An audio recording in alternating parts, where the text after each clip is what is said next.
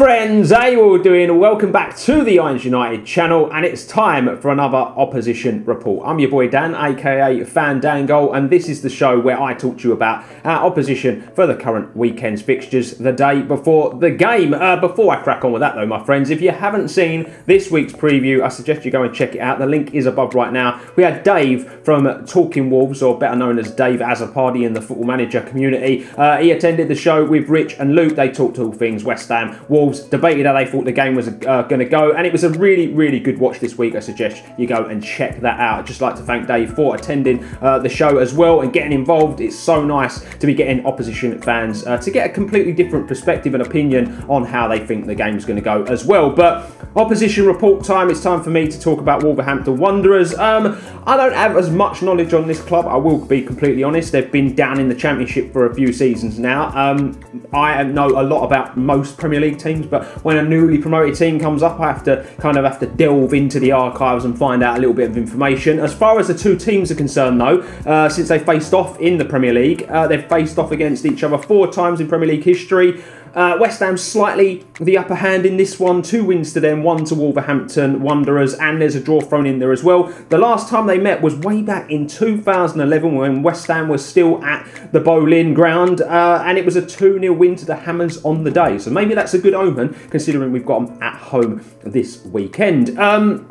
I will talk about West Ham, I will touch upon it, but the whole purpose of the opposition report is to talk about Wolves. The manager's got them playing some very good stuff. They've not abandoned their attacking style this season, which I really like. A lot of newly promoted teams can be guilty of coming up to the Premier League and then sitting back and just trying to take stuff from the game, but you've got to commend Wolves. They've taken the ball by the proverbial horns and they've tried to, push the tempo and take results off of teams. Last time around, they took a point off of Manchester City. Very impressive. And the one thing that I did note from that game was how solid they were from back to front and how quick and just how brave they were to hit Manchester City on the counter-attack numerous times. A different day, for them, and they may have nicked something from the fixture. They've got a few key players that we've got to keep our eye on.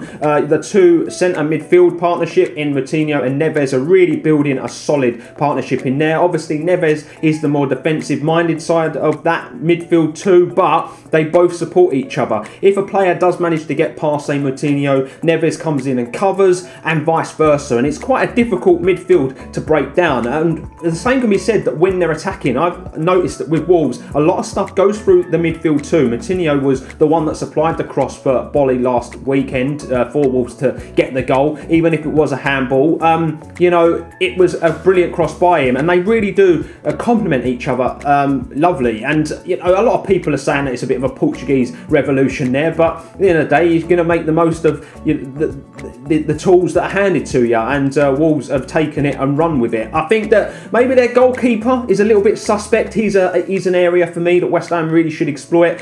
His handling isn't the best. He's got good reflexes, a good shot stopper, but there are times I look at him and I just think maybe, just maybe, there's an odd weakness in there. The other thing I think we should make the most of is that they do play a back 3 with wing backs, and maybe if we could get out wide, and I was listening to Dave as well on the preview, he said that on the left hand side is where they're particularly weak, and if we can push that width out there and we can get our attacking style going, then maybe we can exploit those areas. For everything that Wolves have done good this season, they do only have 2 points on the board. I think they can consider themselves pretty unlucky in the opening weekend against Everton.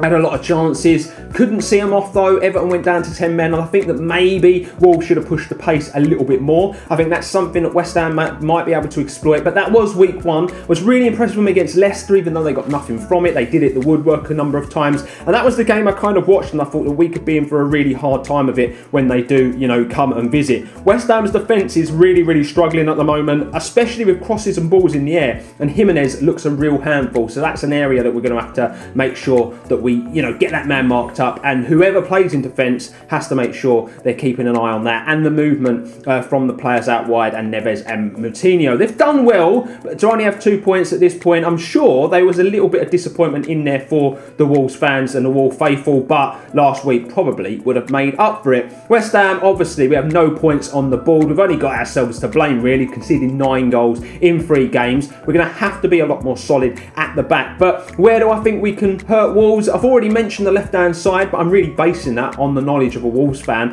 I think that that's one area we can. If we're missing Arnautovic, that's going to be the key. Who comes in and plays for him? I know that Hernandez and Perez are at the club. I'm not really convinced by either. I think that Hernandez ghosts about games. He goes a bit missing. He doesn't know how to press the football properly. I personally would play Yarmolenko through the middle, Masuaku out on the left wing, Creswell in at left back, and then go with Anderson over on the other side, or even in the 10 role, and bring Antonio in. Who knows? We've got options. We're getting the players back now. We're getting them fit. And we, after watching the display against Arsenal, we may have lost, but it really flattered them, the scoreline. And I could really start to see what Pellegrini was trying to achieve with the attacking side of the football game. And, as far as the game's concerned, though, like I say, Premier League history is pretty close.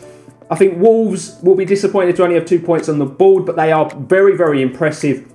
The midfield is the area that we need to break down, and I'm sure we will try to do so. As far as the score prediction for me is concerned on the day, I can't separate the two teams. I think that with each week, West Ham are slowly improving, but we still look suspect at the back. I think that Wolves, they haven't abandoned their attacking style, and I think they're going to get plenty of joy against our defence that is struggling to this point in the league. I think there's going to be goals for either team. I'm going with a score draw, a 1-1. In the comment section below, though, my friends, do let me know what you think. Let me know what you think of my little opposition report as well. It's nice to get some feedback, but that is it, my friends, from me. Let's pray for a happy match day tomorrow at the London Stadium. I'll be there. I hope anyone else that's going enjoys their day too, but that is it, my friends. Until next time, I've been Dan, you've been Legends, this has been the Opposition Report, and I'll see you all later.